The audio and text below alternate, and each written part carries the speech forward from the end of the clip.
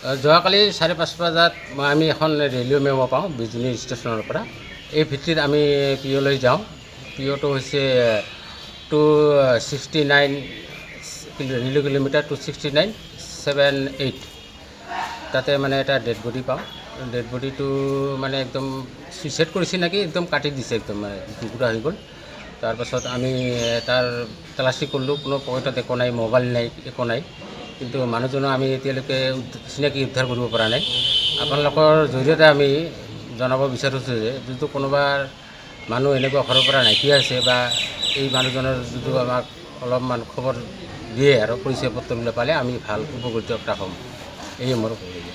যোৱাকালি 5:30 বজাত আমি এখন ৰেলৱে মেম' পাওঁ বিজনী ষ্টেচনৰ পৰা। এই ভিত্তিত আমি পিঅ'লৈ যাওঁ।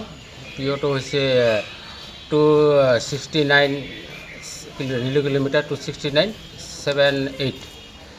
তাতে মানে এটা ডেড বডি পাওঁ। ডেড বডিটো মানে একদম ছুইচাইড কৰিছে নেকি, একদম কাটি দিছে, একদম মানে টুকুৰা হৈ গ'ল। তাৰপাছত আমি তাৰ তালাচী কৰিলোঁ, কোনো পকেটত একো নাই, মোবাইল নাই, একো নাই।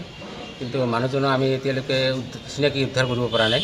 আপোনালোকৰ জৰিয়তে আমি জনাব বিচাৰিছোঁ যে যিটো কোনোবা মানুহ এনেকুৱা ঘৰৰ পৰা নাইকিয়া হৈছে বা এই মানুহজনৰ যিটো আমাক অলপমান খবৰ দিয়ে আৰু পৰিচয় পত্ৰবিলাক পালে আমি ভাল উপকৃত হ'ম। এই মোৰ ক'বলগীয়া। যিকোনো খবৰৰ বাবে যোগাযোগ কৰক আমাৰ এই নম্বৰত 9181 307 2221।